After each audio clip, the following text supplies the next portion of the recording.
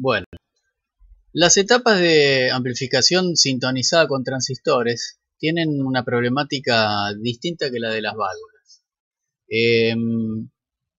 Primero lo que tenemos que saber es que los parámetros, digamos, cuando uno quiere hacer un amplificador de potencia de radiofrecuencia sintonizado, los parámetros de pequeña señal no nos van a servir, ¿sí? Porque, digamos, ya los de transistores de pequeña señal para amplificación de RF son muy dependientes de varias condiciones. En una de ellas son las tensiones de alimentación y todo lo que tiene que ver con la alimentación del circuito.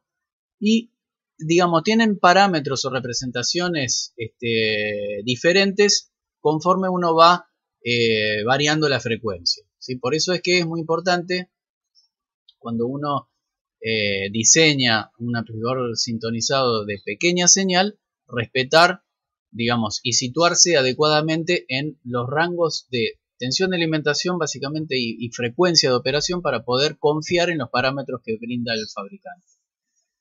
Que, digamos, dicho sea de paso, como siempre, son bastante variables, pero bueno, en el caso de este tipo de amplificadores, los fabricantes tratan de hacer que los parámetros más o menos coincidan dentro de un rango bastante acotado con lo que, se indican las hojas de datos. Pero para amplificadores de potencia esto no funciona, básicamente por lo mismo de siempre, es decir, que el transistor funciona, es un dispositivo no lineal, fuertemente no lineal, y esas no linealidades empeoran a medida que uno avanza en la potencia, en el nivel de potencia, y avanza en la frecuencia de operación. Y por otro lado, bueno,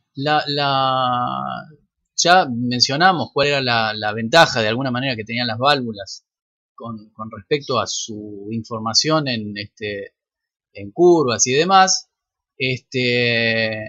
Pero bueno, como dije, para los transistores varían hasta las capacidades internas.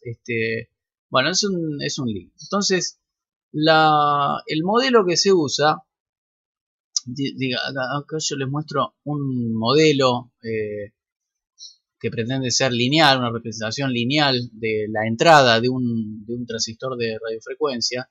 Y fíjense que según el fabricante, esto está en la nota de aplicación que después les voy a pasar, bueno, cada uno de estos componentes representa un efecto, ¿no? Por ejemplo, esta RE es la resistencia de difusión, las capacidades son las capacidades de difusión y transición. Esta es la base spreading resistance, bueno, todos esos parámetros. Que el problema que tienen estos parámetros es que varían con la frecuencia, ¿sí? Es decir, por ejemplo, si yo miro la capacidad de salida de un transistor de este tipo, no es constante, ¿sí? A medida que aumenta la frecuencia, disminuye la capacidad. Esto genera una no linealidad fuertísima. Después, las impedancias que para unas frecuencias, o las reactancias, mejor dicho, para unas frecuencias son capacitivas, para otros rangos de frecuencias son inductivas. Por ejemplo, acá está mezclado también el efecto de las inductancias de los terminales, ¿sí? Que como les dije, digamos, algunos nanohenry, pero a altas frecuencias eso pesa.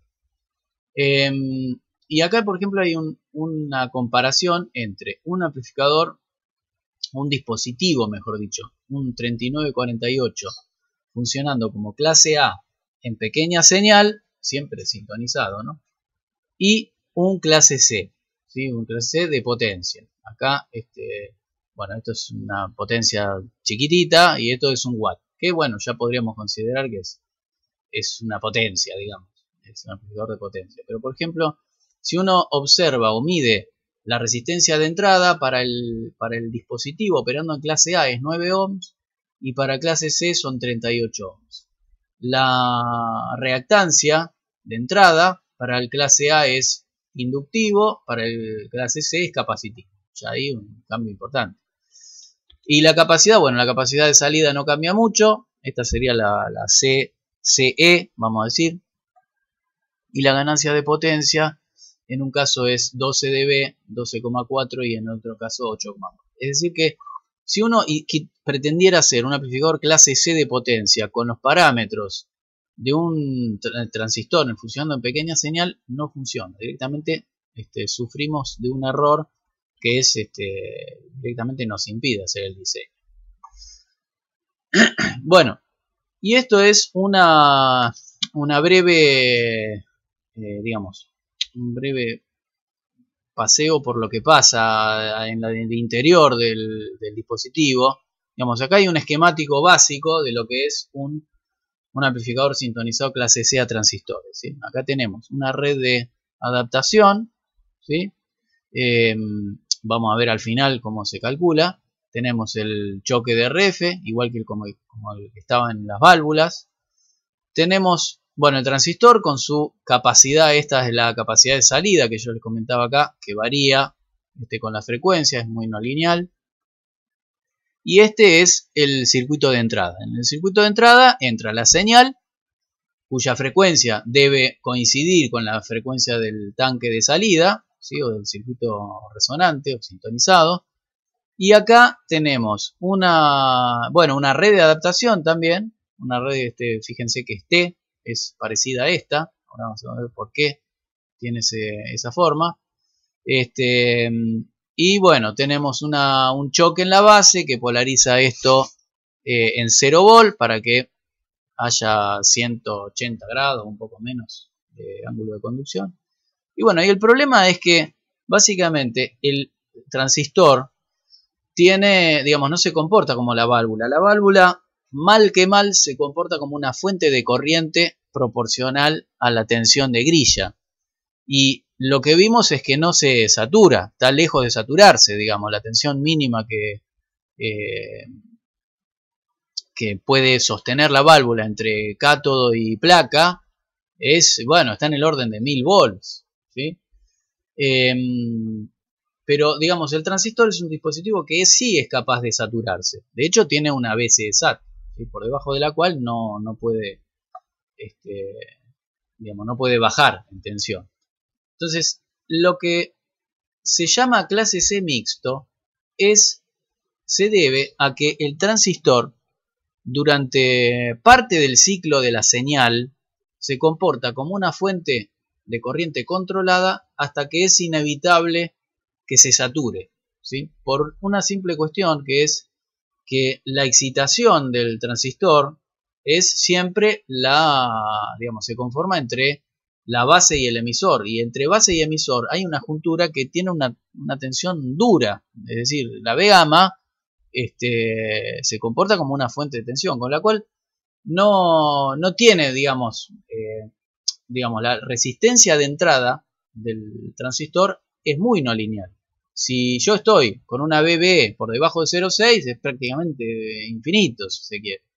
Y yo ni bien me pongo sobre el codo de la exponencial, empieza a tener una resistencia de entrada terrible. Entonces es muy difícil hacerlo funcionar como fuente de corriente controlada.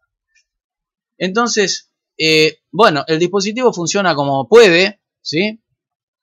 Y durante una parte del ciclo funciona como fuente controlada, pero durante la otra parte funciona saturado, ¿sí?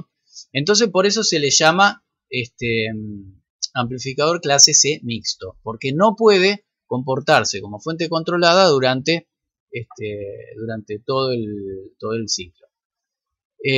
Bueno, y el comportamiento, el análisis es medio difícil porque tenemos un dispositivo que durante una parte del ciclo, que no la controlamos nosotros, se comporta como una fuente controlada, vamos a decir lineal, pero en la otra parte del ciclo se comporta saturado. Entonces no podemos usar ni el modelo del transistor puramente saturado o en corte, ni el modelo lineal.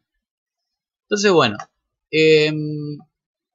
ahora vamos a ir a más detalle sobre el clase C mixto.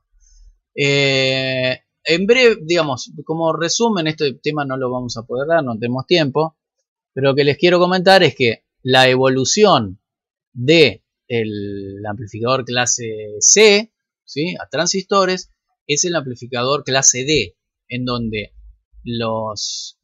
se disponen bueno, uno o dos transistores. Aquí esta topología utiliza dos transistores, pero ya preferentemente con transistores MOSFET que funcionan mejor como llaves, pero ya directamente funcionando como tales, es decir, como llaves conmutadoras, ¿sí?, en donde la excitación, bueno, va a ser tal que se va o se satura mientras se corta o viceversa, se satura mientras se corta de tal manera que uno puede tener una especie de switch que básicamente es una fuente de tensión que varía entre 0 volt y VCC, y la frecuencia con la cual conmuta esto coincide con la frecuencia de la red de adaptación, que esta vez es serie, ¿sí?, porque acá en vez de tener una fuente de corriente uno tiene una fuente de tensión que varía entre 0 volt y VCC con una resistencia muy, muy chiquitita, digamos, idealmente 0, ¿no?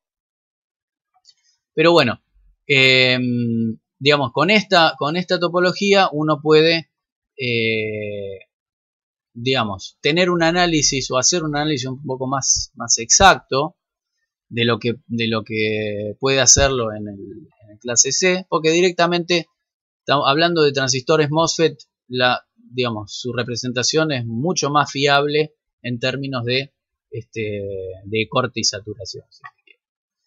Y la otra cosa que les quería mencionar antes de entrar en clase C mixta es que la evolución del clase D es el clase E, que, digamos, conforma básicamente la tecnología de transmisores de potencia de radiofrecuencia. Son los que usan los celulares, las redes Wi-Fi, todos los dispositivos de RF actualmente utilizan este método, que no es otra cosa que un transistor funcionando como llave, pero cuya transición entre tensión y corriente cero y corriente y tensión cero se hace asistida a través de una red resonante, que lo que hace básicamente es reducir las pérdidas. Esto probablemente, bueno, quizás si hacen electrónica de potencia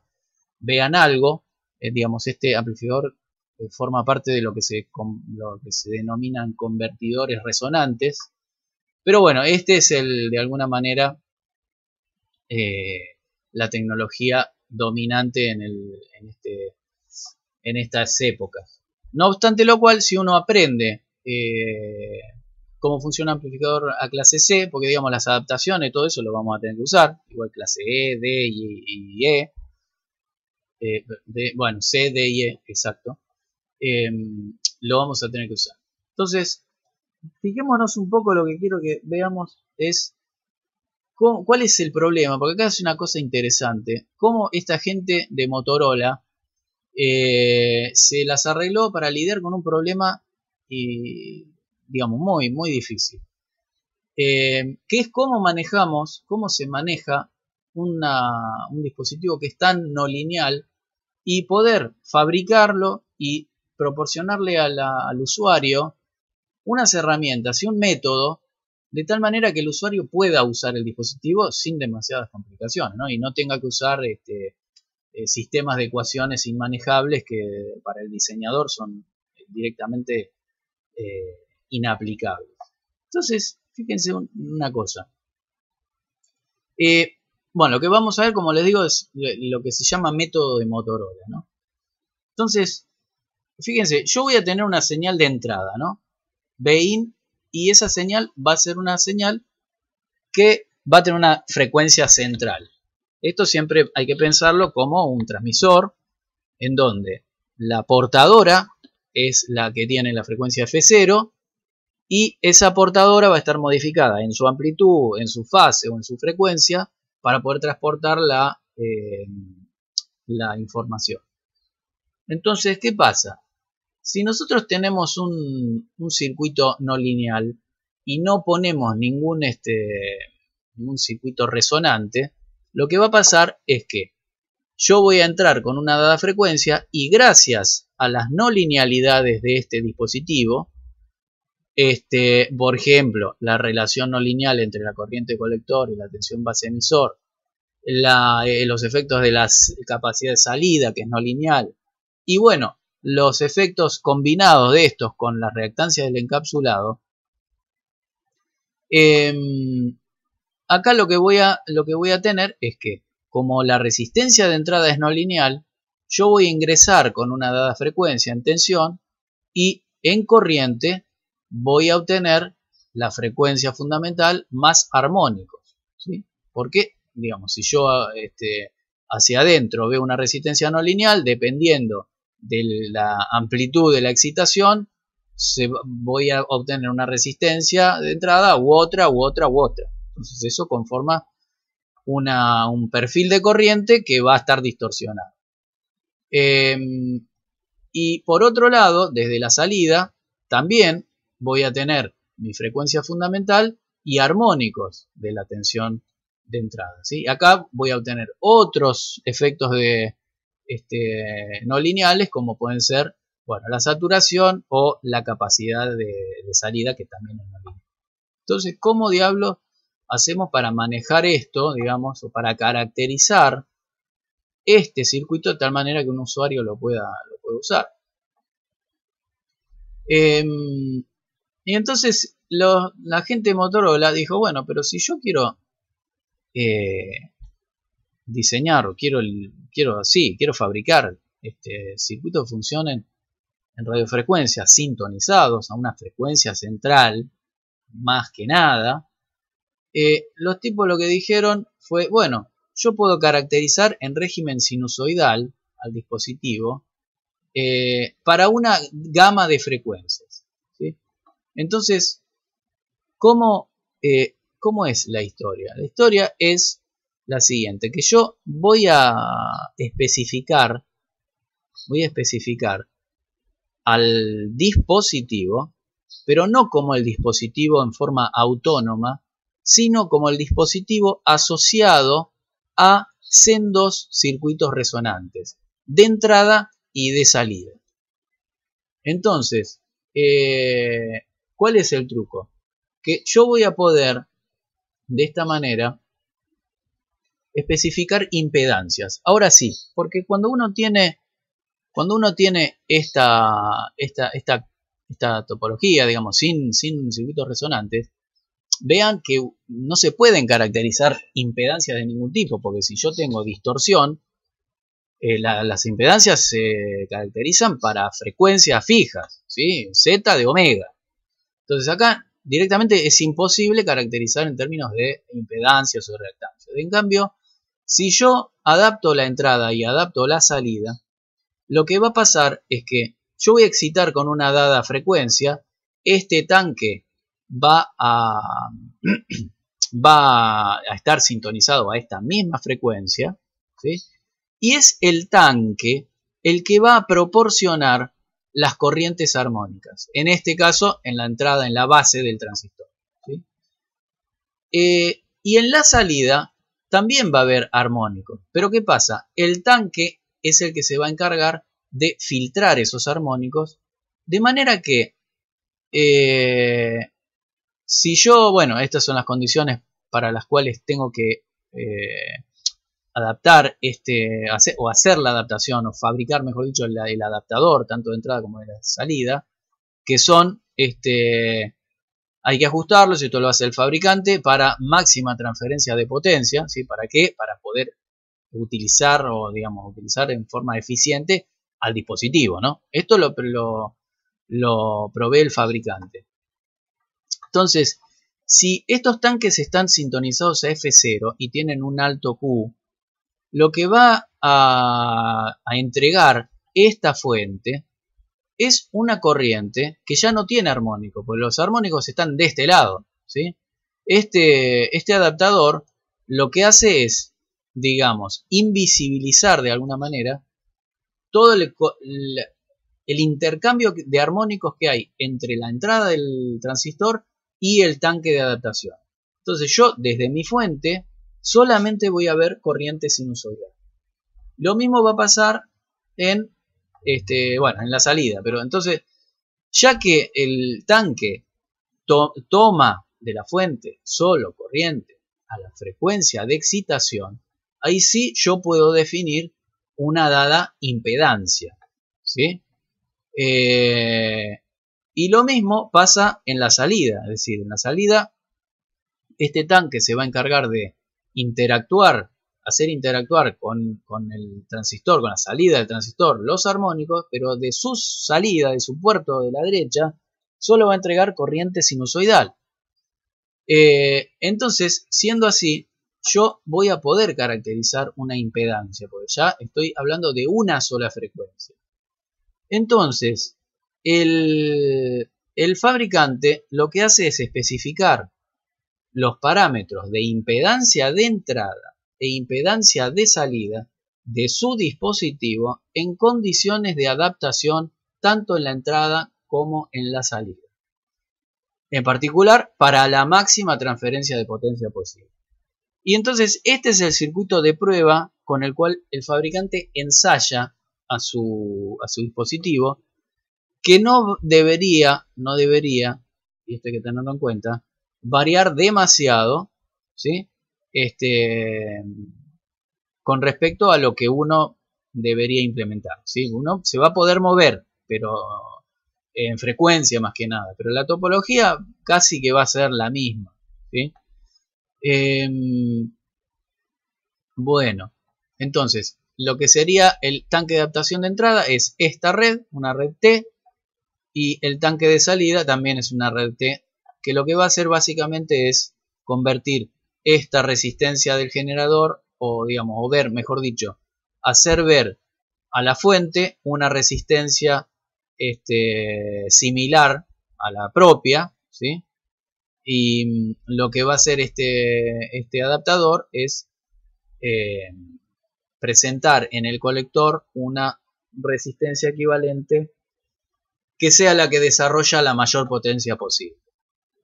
Y bueno, y acá fíjense lo siguiente, cómo hace el truco del fabricante. Si uno pretende usar un dispositivo por fuera de las especificaciones de su hoja de datos, lo que va a tener que hacer es armar uno mismo el tanque de entrada como el tanque de salida y encontrar las condiciones para la frecuencia que uno quiere de, o mejor dicho, las impedancias, ¿no?, de entrada y de salida. Pero lo que hace el fabricante es interesante porque lo que dice es: yo voy a poner mi transistor en una red de adaptación, en unas sendas redes de adaptación. Y lo que voy a hacer es, para una gama de frecuencias, ¿sí?, que no va a ser muy amplia, va a ser bastante acotada, voy a lograr, vamos a decir, por prueba y error, que el circuito esté adaptado a la entrada, ¿sí? Voy a ajustar esta red para que mi fuente se vea adaptada y voy a ajustar esta red para que se disipe en la carga o para que se entregue la máxima potencia posible. Entonces, yo ajusto este tanque y ajusto este tanque y después saco el transistor, ¿sí?, pasivo la fuente, ¿sí?, pasivo esta y pasivo esta, y miro entre bornes de A, ¿sí?, miro entre bornes de A mirando hacia la izquierda y mido qué impedancia hay, ¿sí? Entonces, si yo mido una dada impedancia hacia bornes de la fuente y resulta que cuando estaba el transistor puesto el circuito estaba adaptado, significa que la impedancia del transistor es la conjugada de lo que yo mido entre bornes de A, ¿sí?, por condición de máxima transferencia de potencia. Y lo mismo hago con el puerto B.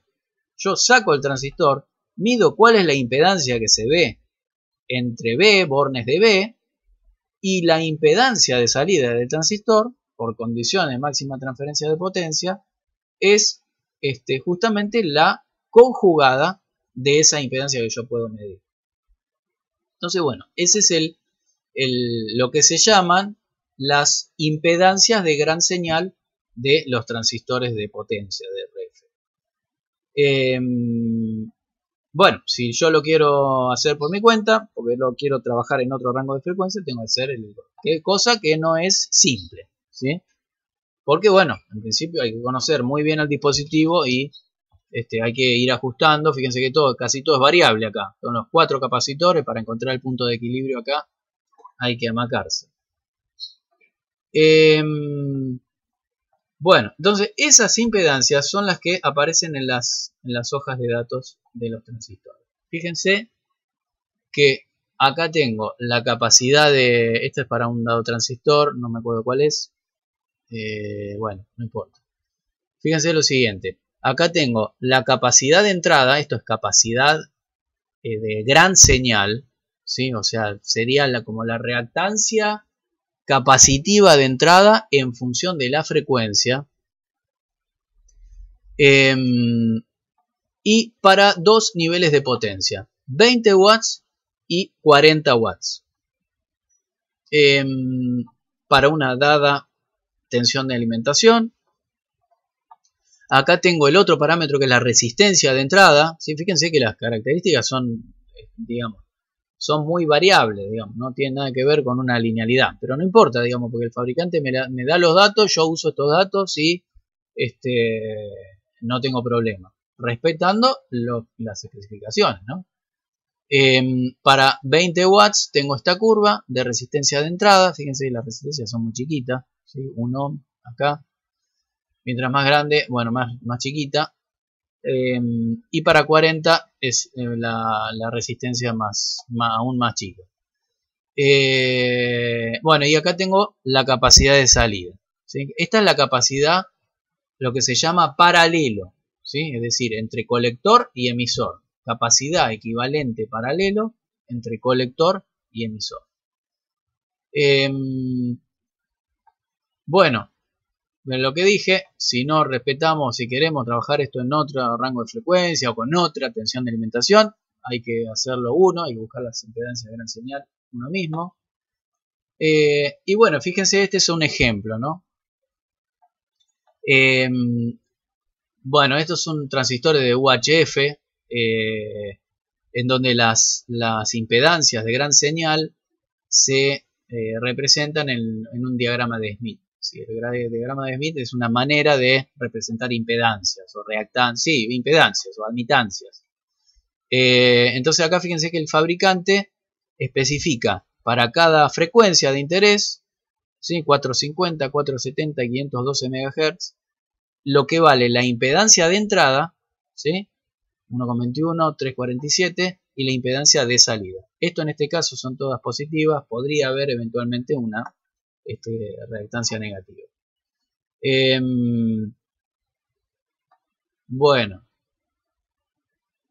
entonces, ¿cómo tenemos que nosotros calcular este tipo de amplificadores? Bueno, en principio lo que la topología básica que uno va a utilizar es, como les dije, un choque y un adaptador en la salida. Según la nota de aplicación está, a ver, la 267, que ya se las había mostrado en las filminas de válvulas.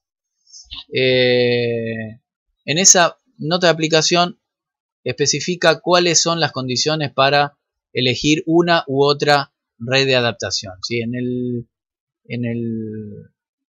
En este tipo de amplificadores usamos redes T, ¿sí? Porque digamos, ahora lo vamos a ver, pero la red T permite convertir impedancias más grandes a la salida de lo que necesita el transistor para poder transferir la potencia deseada, ¿sí? Entonces, básicamente, lo que va a haber acá en este punto, si el Q es suficientemente grande, es una tensión sinusoidal, ¿sí? Por la misma razón que venimos diciendo, es decir, más allá de que este transistor durante un tiempo esté saturado, esta red va a tener un Q suficientemente grande en principio, para que se pueda desarrollar una tensión sinusoidal entre colector y emisor, ¿sí? Y la tensión pico que va a desarrollar el transistor, básicamente, como acá tengo un choque, básicamente va a, digamos, si la BCE fuera 0, muy chiquitita, o mucho más grande, o mucho más chica que la BCC, directamente la excursión de señal va a ser BCC, ¿sí? Porque esto, si ustedes recuerdan, a ver, vamos a volver al papel, a ver si lo puedo hacer acá. Recuérdense que cuando yo les comentaba sobre la topología de amplificador con choque, lo que habíamos visto es que si yo tenía mi amplificador de esta manera y acá tenía una BCC, si uno mira, asocia esto a una evolución en el tiempo de la tensión, ¿sí? Acá podemos suponer que tenemos BCC, ¿sí?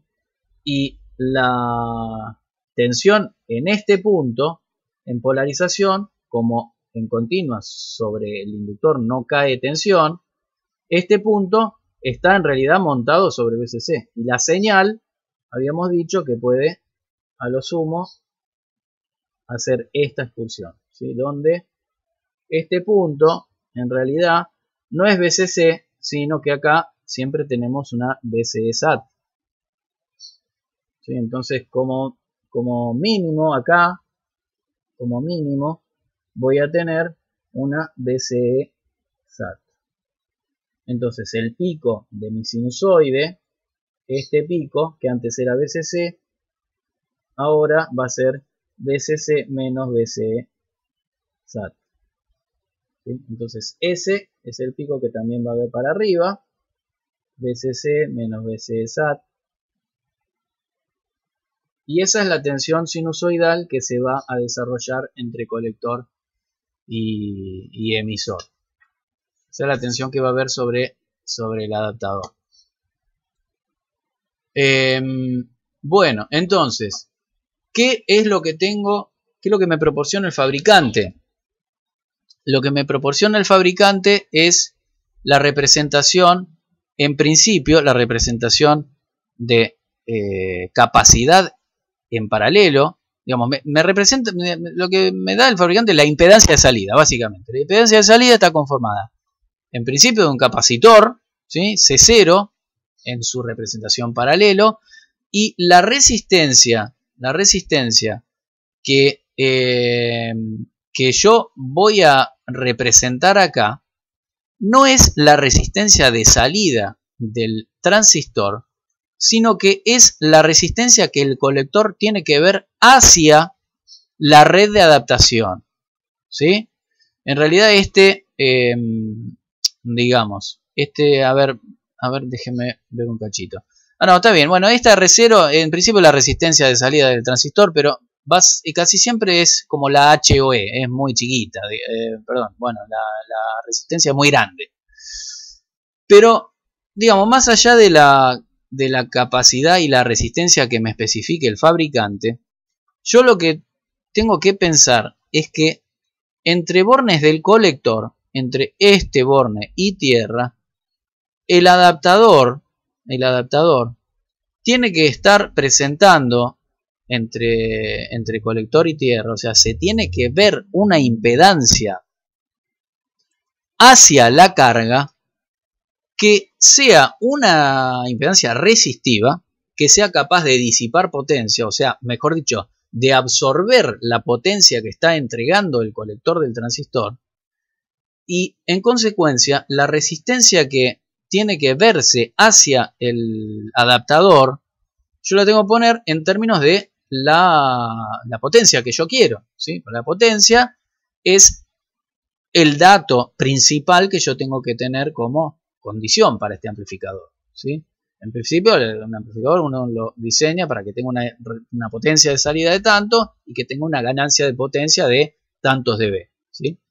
Entonces, si yo busco el valor de esta R'L, le pongo prima porque no es la real, es una adaptada, ahora vamos a ver cuál es el factor de conversión de esta red de T,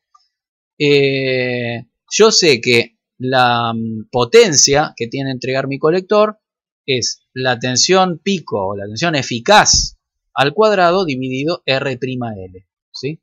Y la tensión eficaz, bueno, es la tensión al cuadrado pico dividido 2, y esa tensión pico, como les comentaba, es BCC menos BCSAT. Esto sí, digamos, en la medida de lo posible hay que calcularlo con cierta precisión. Digamos, si tenemos el dato de cuánto vale BCSAT, lo ponemos, y si no lo tenemos, se estima como BCC al cuadrado dividido 2R'L. Bueno, a ver.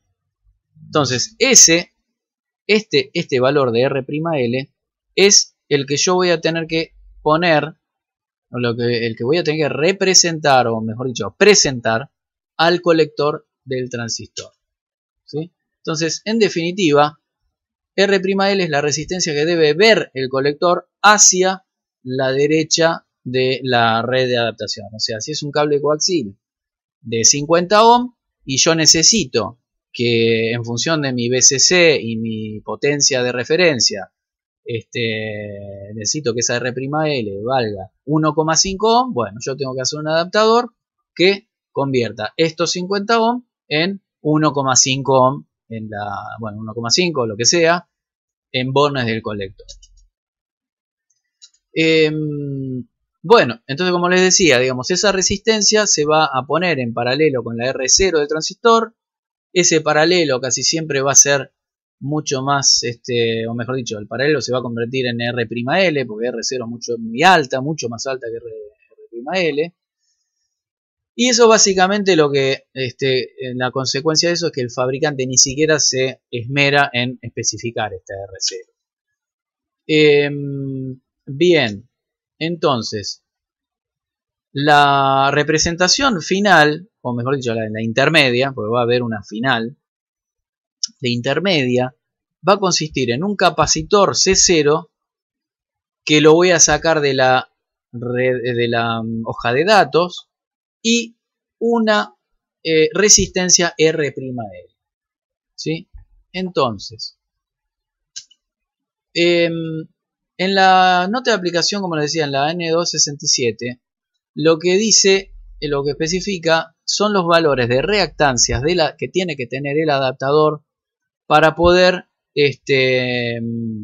justamente adaptar el cable de salida o la antena a lo que nosotros tenemos acá, ¿sí? Que dependiendo del problema, ¿sí?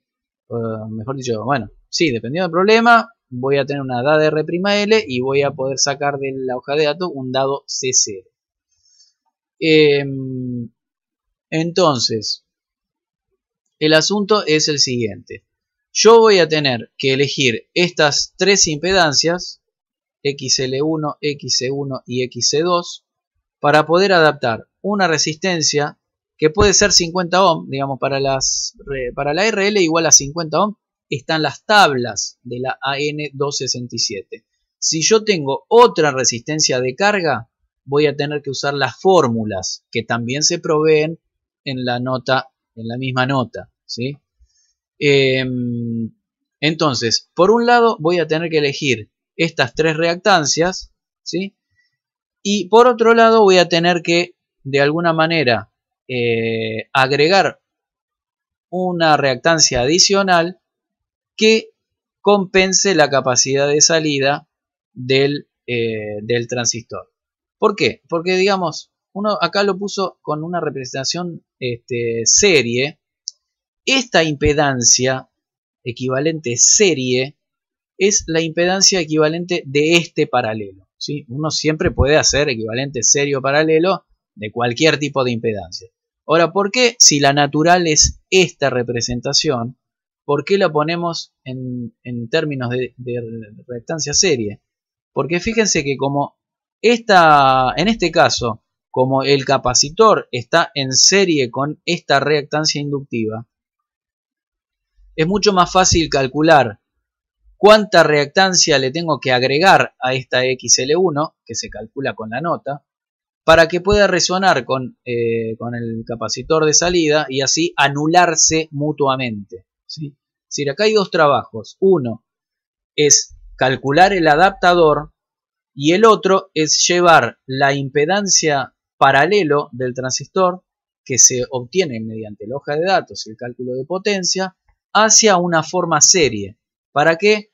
Para que yo pueda después agregar un inductorcito más acá cuya reactancia sea igual a la de Cout y así se cancelen mutuamente. Porque en resonancia deben estar todas las reactancias anuladas, ¿sí? Entonces, si yo a una dada frecuencia calculo esta reactancia para que haga una dada adaptación, si después yo le pongo un capacitor en serie se me descuajeringa, digamos, la adaptación. Entonces, una manera útil de cancelar lo que me resta del Cout es agregando un poquito más de reactancia a la XL1.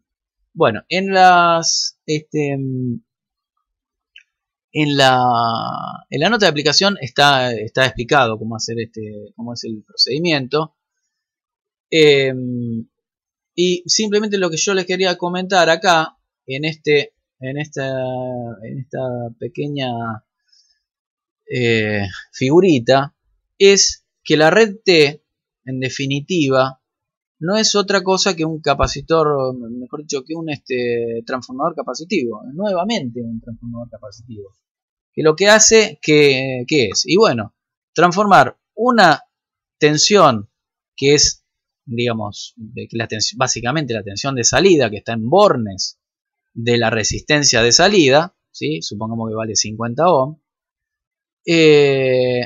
Esta resistencia o esta tensión entre este punto y este punto es, o mejor dicho, la tensión que hay entre este punto y este punto es una versión reducida de la que hay entre este punto y este punto. Entonces, si entre este punto y este punto tengo 50 ohm, entre este punto y este punto debería haber una resistencia menor que 50 ohm. ¿Sí? Es el mismo efecto que el divisor capacitivo, que el transformador capacitivo.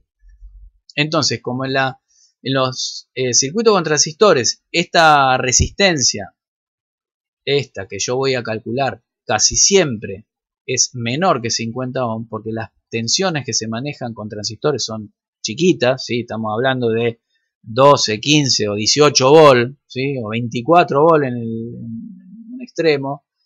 Comparado con las de las válvulas, es muy pequeña. Las válvulas trabajan con 2500, 3000, 5000 volt. Esto trabaja con muy chiquitas tensiones.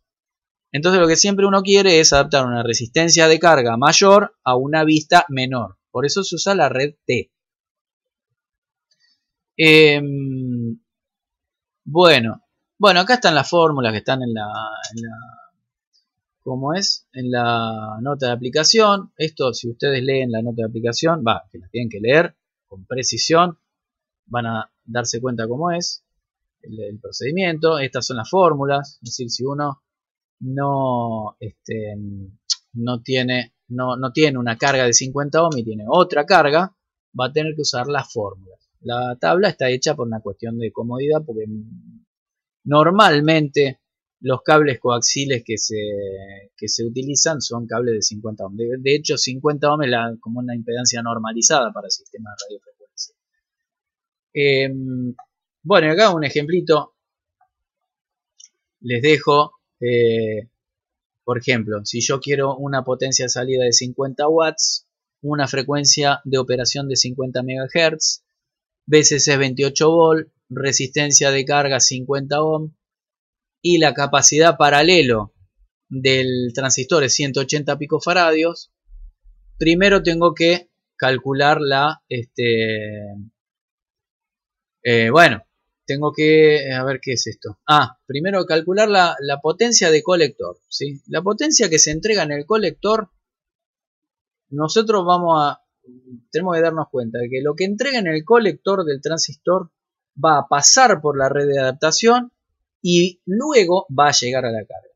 Como la red de adaptación, como ya vimos, tiene pérdidas, si yo quiero en mi carga 50 watts, voy a tener que es tener en cuenta las pérdidas que va a tener el adaptador, ¿sí? Una cosa es el rendimiento del clase C y otra cosa es el rendimiento del adaptador. Entonces, si yo quiero en mi carga 50 watts, en el colector voy a tener que entregar 52 watts. Para este caso, en donde las pérdidas son de 0,2 dB. Entonces, en función de eso, hago este calculito, es decir, cuál es la resistencia paralelo que tengo que ver, 7,54 ohm, y la reactancia paralelo, dado que tengo un capacitor de 180 picofaradios entre colector y emisor, calculo la reactancia, me da 17,7 ohm negativa porque es un capacitor, ¿sí? Entonces, con estas formulitas, yo voy a hacer mi equivalente serie de la impedancia paralelo, ¿sí? Uso esta fórmula, calculo mi RC0, o sea, resistencia de colector de salida serie, me va a dar 6,38, y calculo mi reactancia capacitiva de salida, no, ¿qué era C? Colector, reactancia de colector de salida serie, y me da 2,72 negativo, ¿sí? Entonces, bueno, voy a la grafiquita, digamos, al esquemático. Entonces, yo en este lugar voy a tener mi 638, en este lugar voy a tener mi 2,72 capacitivo, voy a tener que agregarle mi XL1 que va a compensar a la XCOS, y ahora recién voy a calcular mi XL2, XC1 y XC2 con la con la nota de aplicación, ¿sí? Entonces, busco, bueno, después vamos a hacer un instructivo de cómo utilizar esa nota de aplicación, y vamos a tener que los valores de estas tres, y la reactancia total que yo voy a tener que poner es la que calculé con la nota de aplicación que conforma el adaptador, sumada a el cachito necesario para poder compensar la reactancia capacitiva, ¿sí? Entonces, bueno, esta parte no se las muestro, después la van a tener que investigar. Pero bueno, voy a tener que poner una reactancia XL de 66 ohm con una L de 0,21. Bueno, y después calculo los parámetros y calculo los capacitores del adaptador. Estos capacitores no van nunca a coincidir con valores comerciales, pero entonces nosotros vamos a tener que poner capacitores fijos en paralelo con capacitores variables. Si el capacitor variable va a tener que hacer un capacitor de ajuste con un valor que debería ser, para que sea un ajuste con precisión, bastante menor que el capacitor fijo, ¿sí? Ese nosotros lo vamos a tener que adaptar para llegar a los valores que determina la red de adaptación. El reactor, el inductor de salida, también lo vamos a tener que calcular en los problemas, y para eso podríamos usar alguno de los software que hay en internet para determinar el número de espiras, como es el número de espiras y el tamaño en general vamos a usar solenoides con las espiras un poco separadas para que haya menos capacidad y demás. Así que bueno, con eso terminamos el curso. Queda por delante ajustar todos los trabajos prácticos, los TEP que haya que corregir, y bueno, y después daremos más detalles de cómo continúa la cursada en febrero. Así que bueno, les mando un saludo y nos vemos.